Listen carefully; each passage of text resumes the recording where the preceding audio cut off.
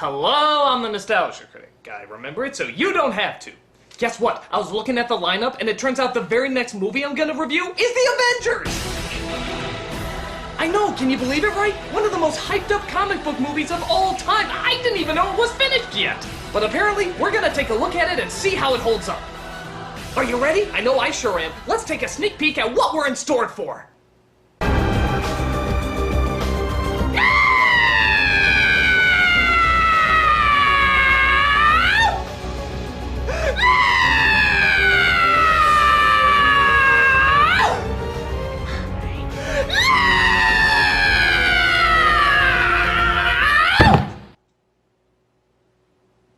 Go ahead. Cocksucking mother whorebag. Alright, a little background. The Avengers is not based on one of the best-selling comic books with some of the greatest superheroes of all time. It's instead based on a British FBI agent and his brothel of alternating hot crumpets.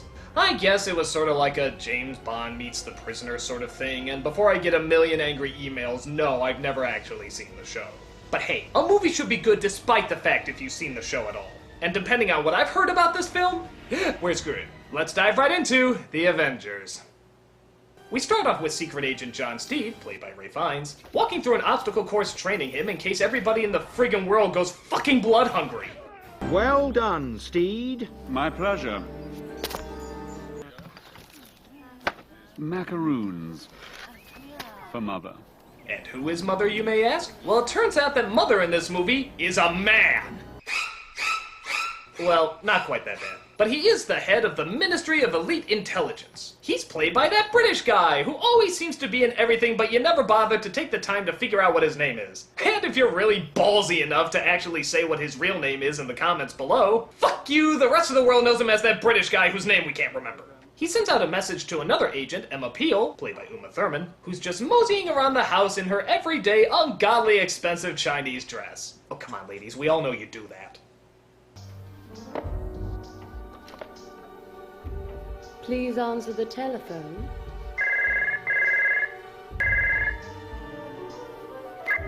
Good morning, Dr. Peel. We've scheduled an appointment for you. John Steed, Boodle's Gentlemen's Club, 1 hour. Did they really need to send her a package saying answer the phone? Doesn't that kind of go without saying? If the phone rings, you answer it. You really needed to waste the postage to tell her this? What other basic commands do you think she has to be told? Answer the phone. Answer the door. Turn off the stove.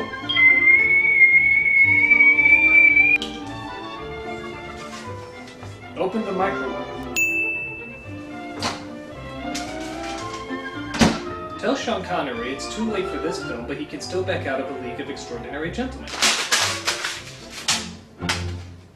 So she enters into the Gentlemen's Club, which is most unorthodox. No women, not in Boodles, not since 1762. Really?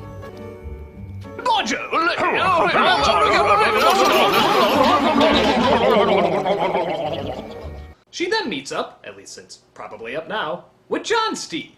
Not a woman inside Boodles since... 1762.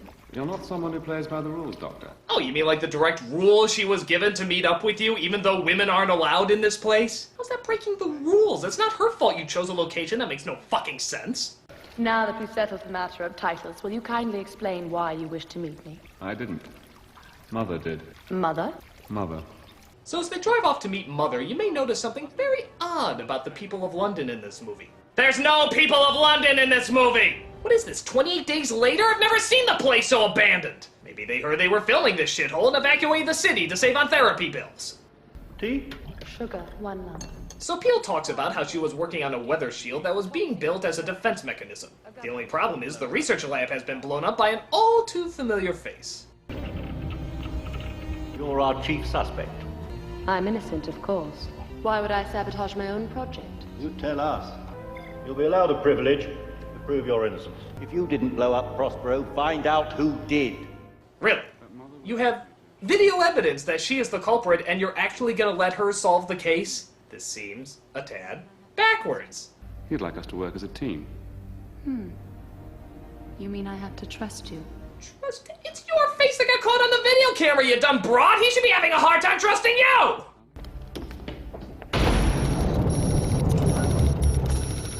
Do you think Mrs. Peel is dangerous, Father? All in my report. Wait. Father. The woman's name is Father.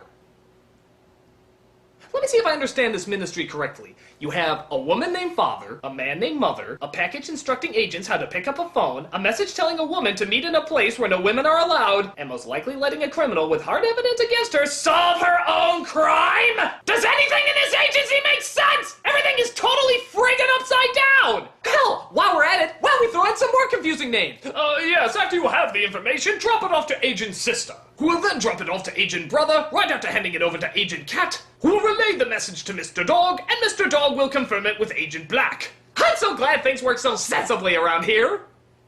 My theory goes, Mrs. Peel may be ill. Revenge is a possible motive. She certainly fits our profile. It is not only possible, it is essential. So they talk about what they're going to do to solve the case while sword fighting. Why? Well, see if you can guess. Artificially creating new weather systems. You're a lady of hidden talents, Mrs. Peel. A little more flexibility in the wrist. If you haven't figured it out yet, this whole entire movie is based on one friggin' joke. They're polite. They perform incredibly dangerous stunts and react with a calm, friendly retort. That's it. That's where all the humor in this movie comes from. To what do you attribute your overachievements? My father always wanted a boy. I fail to see the connection. So did he. Now, let's take out the fact that this is all based on one joke, and a particularly weak one at that, and ask one question. If nobody in this movie becomes passionate or excited about what they're doing, why should we? Why should we care if they make it out of a situation when clearly they have as much energy and drive as Victorian senior citizen porn? Do they ever become interested in anything? Nope. They just talk politely about it throughout the entire movie. Marvelous weather, not the sort of day to be stuck in town. I think we ought to get away. We? Yes, just the two of us. A weekend in the country. How about it, Mrs. Peel? Depends what you have in mind. Well, I'm a nature lover, so whatever comes naturally. I'd say they were just right for harvesting, wouldn't you? I would indeed. Indeed, I would. Should we be making plans come on, for tonight? Let's We go are. harvesting. I thought we'd have After time you. to pay a social no, visit. You first. I thought After as you. much. Thank you. Well, let's see if Sean Connery, one of the reigning kings of cool, can spice things up a bit. He plays an ex-agent named Dr. August de Winter. And the Avengers, which I just realized are never called the Avengers in this movie, nor are they ever avenging anything, have a feeling his obsession with the weather might have something to do with the case. Oh, yes, the monsoons. Oh, even as a boy, when Nana taught me the naming of the clouds. Cumulus. Yes. Stratocumulus. Oh, yes. Nimbus. Oh, I discovered then nothing beats a good lashing. Mind your head. God! Even Sean Connery and all his coolness can't save this snorefest! On top of that, he's not even that smooth. He comes across as sort of an awkward, horny old man. I have always admired a woman who is meteorologically inclined. Touch it, Dr. Peel. Allow me. Please touch it. Do you mind? One should never fear being wet. Don't worry, I have a dozen other Roger Moore pickup lines. But Mr. Steed comes across an unusual sight, a sudden snowstorm, accompanied by Mrs. Peel in her Queen of Narnia cosplay. He then wakes up fighting Mrs. Peel attending to his wounds. Does this freak him out at all? Nah! You tried to shoot me, didn't you? I would never shoot you. Not without my reasons. I remember it clearly. But luckily, my Trubshaw waistcoat was bulletproof. Boy, it'd be really cool if maybe they showed us this vest, either being tested out or explained like any other good spy flick. But hell with that ass, we got more bantering to do! I'm the sort that doesn't take no for an answer. I think that would depend entirely on the question, Mrs. Peel. Nursing an invalid isn't my idea of fun after all. Awfully disappointing weather today. The weather. Awfully disappointing today. I did find a clue. Yes. Yes, I know what you mean. So they go to a secret underground company called Wonderland Weather, where they the fuck? Welcome to Wonderland Weather, here in our London headquarters. The fuck? When did this turn into the Grateful Dead's teddy bear picnic? I'm sorry, movie. I'm sorry. You can't do that. You can't do that. You can't have nothing but bland characters, bland dialogue, and bland visuals throughout the entire film, and then suddenly throw this shit at us? You all know who I am, and I know all of you. But you cannot know one another. I guess the idea is supposed to be that they're all in disguise because they're such big names, but really? This is the best you could come up with? What happened to just a paper bag over the face, or hell, even a secure video conference? This just doesn't seem like the first logical conclusion to come to! And in recognition of your work, a generous offer of $1 million awaits you. It's occurring to me while saying these lines that this might be a little ridiculous. And of course, it is my sad duty to have you, the viewer, decide which one of these jokes I should go with. And the first meme to be making its way down the runway, the always popular Christopher Walken from The Country Bears. This is none other! Bears! Wonderful. And of course, we have the always wonderful Dark Heart reading from Care Bears 2, A New Generation. Time for a game of disappearing bears. Fantastic. And of course, from the movie Alaska, Charlton Heston's reading of that famous line, I want that bear. Very nice. So, which review meme would you like me to go with, ladies and gentlemen? Ah, you have chosen the always classic, a bear. So the Avengers work their way behind the scenes and, in keeping in character, aren't the least bit weirded out that there's a bunch of fucking bears walking around! My god, I must alert Andy Panda and Winnie the Pooh immediately!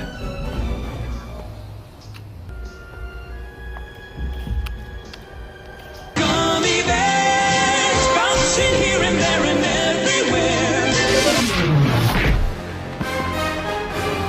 Well, looks like somebody's having a bad bear day! Mrs. Peel?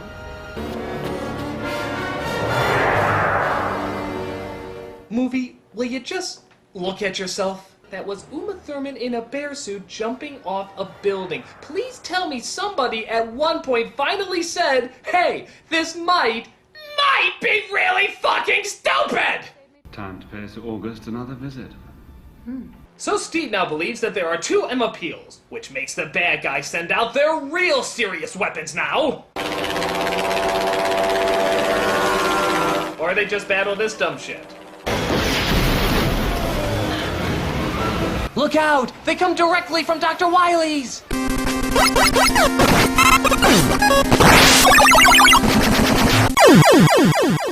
But luckily, another agent named Alice is there to help them out. Let me guess, her shtick is she's really polite. Would you please be so kind as to hit the ground?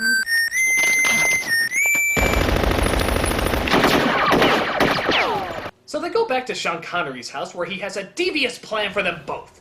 He fights off Mr. Steve just so he can let him go and run away, after capturing Emma Peel just so he can let her go and run away. I'd say that none of this made any goddamn sense, but then again, he was working for the ministry where the parents aren't even given the right gender, so I'm used to none of this adding up. This calls for more banter. A bachelor's life. It's worked quite well until now. Don't tell me you never met the right girl. Well, there's always the exception. That proves the rule. Quite. Okay, I'm just gonna sum up how every conversation in this movie goes. I'm gonna start saying something clever while you... Finish your sentence. Witty retort. Topped by me. Winking smile. Returned. Steve.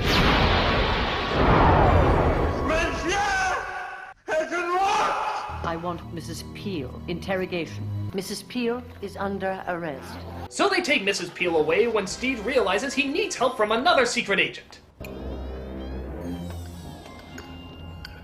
Brenda told me to expect you, Steve. Okay, even for a movie that had mechanical bees, grannies with guns, and ninja teddy bears, this is pretty silly. Don't worry about me being invisible. Learnt the trick in camouflage, till the accident made rather a mess of things. Now I'm stuck away in the basement. Lucky if I even get the tea trolley. Yes, because Lord knows an invisible man wouldn't be useful for any in-depth spy work, would he? Throw him in the archives for a 5-minute cameo. It's cool. We put him next to Godzilla in accounting. Clearly, we have no use for him.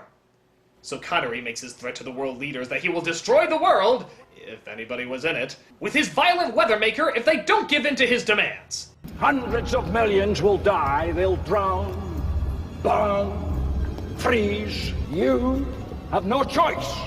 And what exactly are his demands? What was he doing this entire criminally insane scheme for? Money.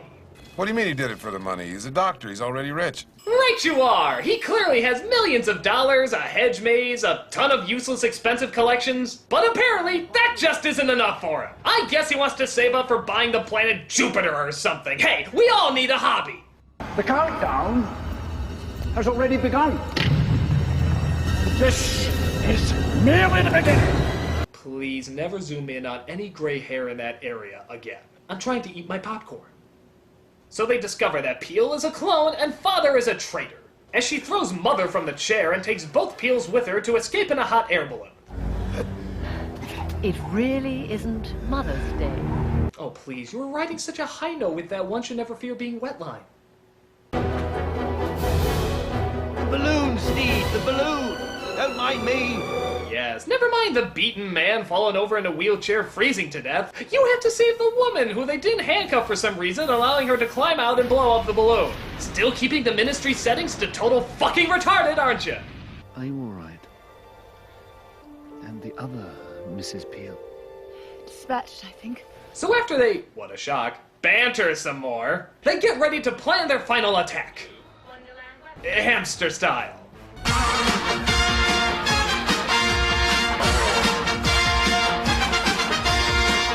Here's another no-brainer scene. They have to use the phone booth to get inside his lair by saying the secret password. How now, round cow? Welcome.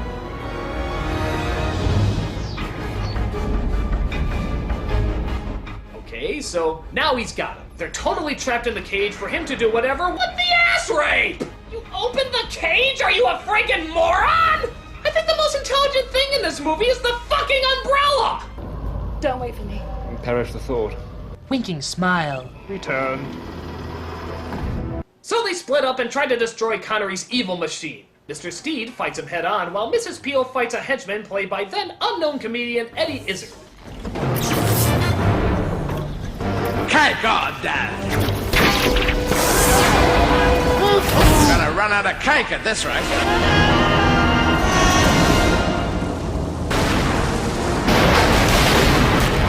Oh no, look out, they're playing the stock footage from Mars Attacks.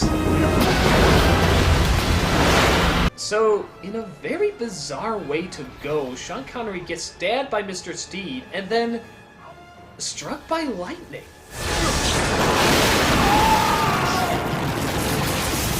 Finally, I've been raptured. Take me away, Jesus. I'll never do another movie like this again. So London returns to its normal crappy weather. No one is still around to see it. And Ray Fiennes is realizing playing a half-snake, half-sperm hybrid chasing a magical boy suddenly seems like a step up after this movie.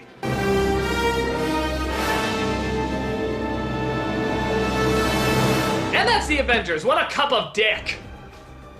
The sets are dull, the dialogue is dull, the characters are dull, and it all hinges on a dull joke. Everything just seems to be on autopilot. There's no passion or drive to anything that happens. You totally forget you saw it just a few minutes after the viewing. So Avengers, if you really want to avenge something, avenge this piece of shit movie for making us suffer so much. Let's just say it's pretty bad when the God of Thunder, a can opener, and the Jolly Green Giant looks much more plausible than this. I'm the Nostalgia Critic, I remember it, so you don't have to.